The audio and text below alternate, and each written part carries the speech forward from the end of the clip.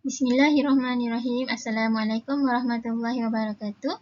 Baiklah, hari ini kita akan sambung PDPR mata pelajaran Faraid darjah 6. Okey, iaitu di bawah tajuk berhimpun dua cara mempusakai harta. Okey, boleh rujuk kitab pada muka surat 25 hingga 28 bersama dengan saya Ustazah Nurlihana binti Hana daripada Sekolah Agama Bandar Penawar. Okey, baiklah.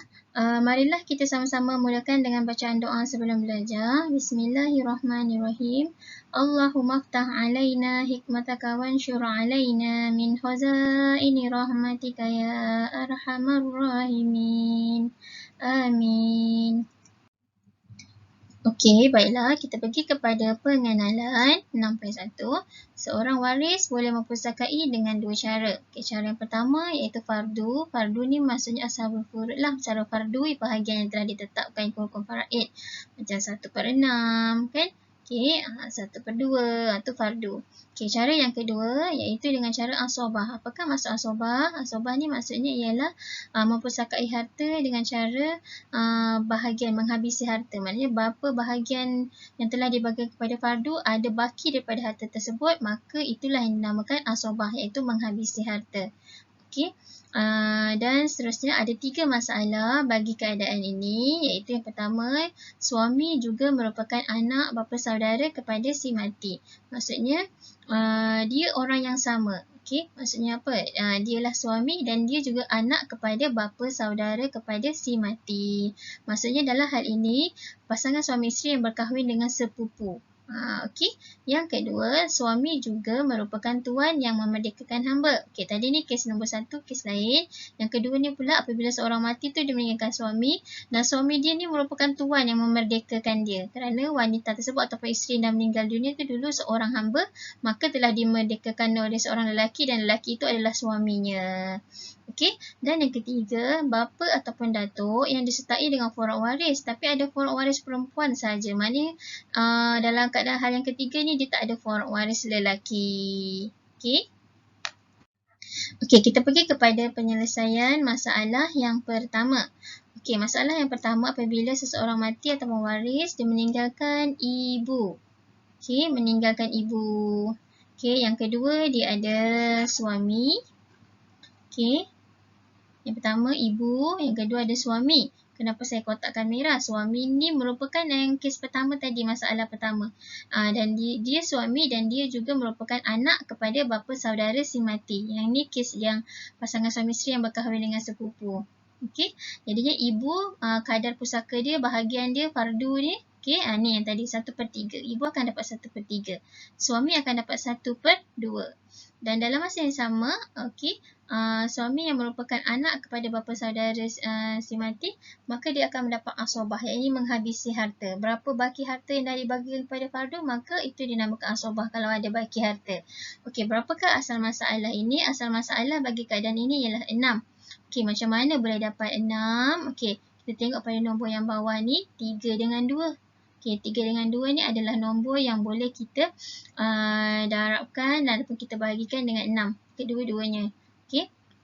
Okey, jadi kita pergi kepada 1/3 kali dengan 6. Jadi kita selesaikan masalah ni dulu untuk dapatkan bahagian berapa ibu akan dapat.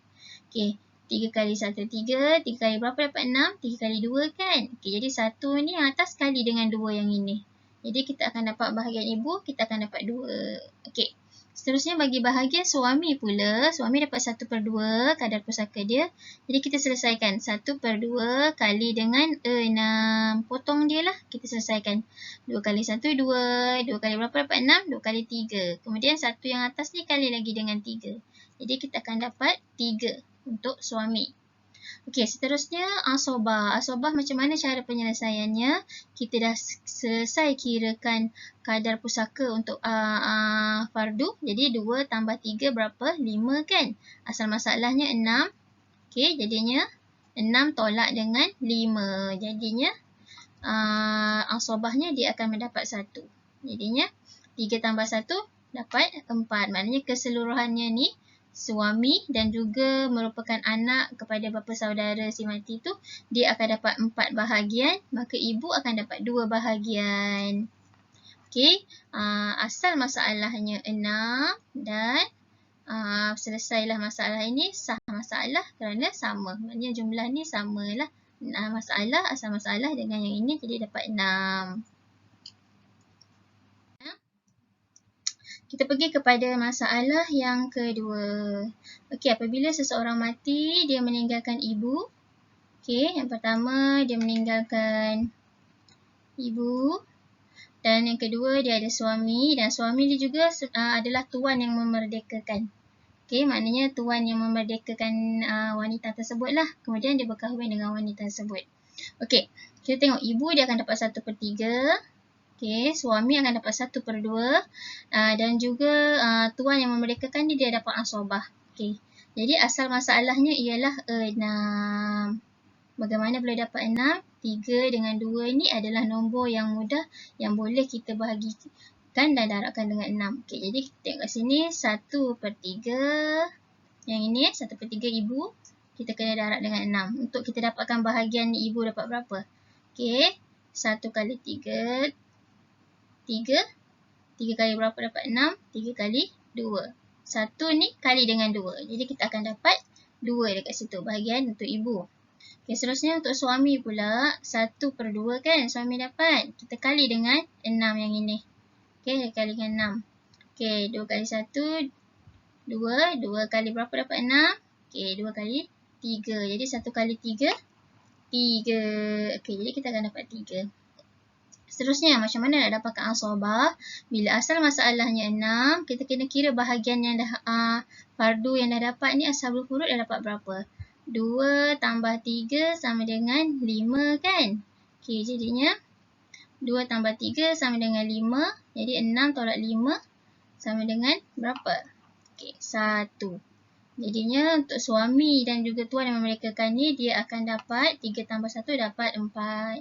Jadi bila kita tambahkan 2 tambah 3 tambah 1 dapat asal masalahnya 6 dan masalahnya pun 6. Maka sahlah masalah ini. Okey. Itu bagi contoh masalah yang kedua. Seterusnya. Okey, baiklah. Seterusnya kita pergi kepada masalah yang ketiga apabila seseorang mati meninggalkan ashabul furud yang tidak ada waris lelaki. Okey, contohnya seorang mati meninggalkan ibu, ada anak perempuan dan juga bapa. Bapa ini yang mewarisi dalam keadaan dua cara iaitu 1/6 dan juga asobah. 1/6 ni secara fardu dan juga asobah menghabisi harta. Okey, ibu dia akan dapat 1/6. Anak perempuan dapat 1/2, bapa dapat 1/6 dan asobah. Okey, asal masalahnya ialah 6. Okey, jadi kita akan kira lah 1/6 okey, kali dengan 6. Okey, kita potong dia lah. 6 kali 1. 6 kali berapa? 6. Okey, 1. Jadi 1 ni kita darab dengan 1. Jadi dapat jawapan bahagiannya ialah 1. Okey, seterusnya untuk anak perempuan. Okey, 1/2 kita darabkan dengan 6. 2 kali 1, 2. 2 kali berapa dapat 6? 2 kali 3 dapat 6. Jadi 1 ni darab dengan 3 pula. Okey, dapat jawapannya ialah 3. Okey, seterusnya bagi bapa pula.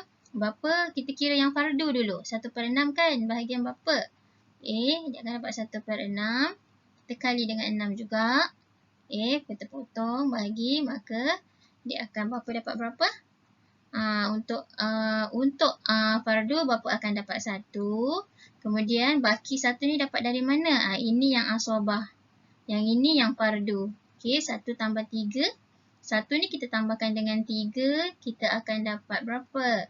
Kalau 1 tambah 3 kita dapat 4. Kan? Asal masalahnya 6. Okey, jadinya ni dapat 4. Dan kat sini bapa akan dapat satu bahagian yang bahagian fardu. Okey, 1 tambah 3, 4. 4 tambah 1, 5. Jadi ada bakinya lagi 1. Maka asobahnya bapa dapat 1 bahagian.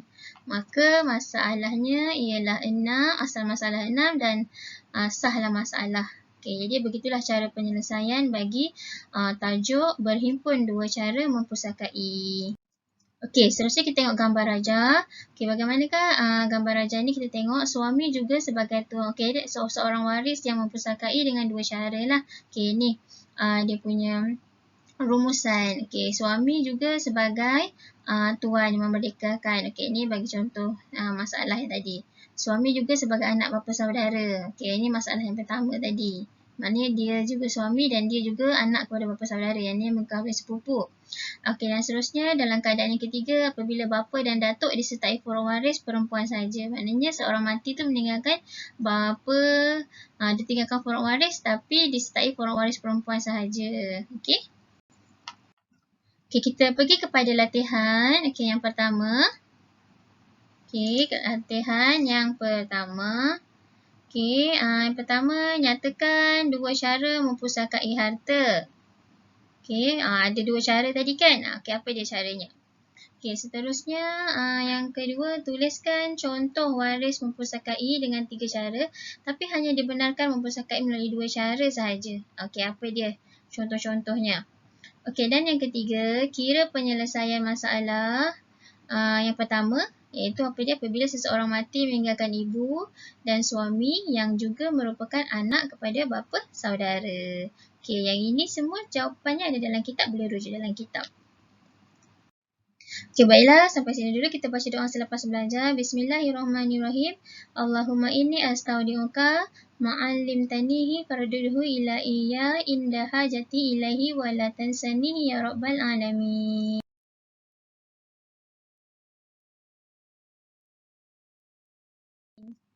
Okey, sekian dahulu. Semoga bermanfaat pelajaran kita pada hari ini dan semoga kita berjumpa lagi. Assalamualaikum warahmatullahi wabarakatuh. Bye.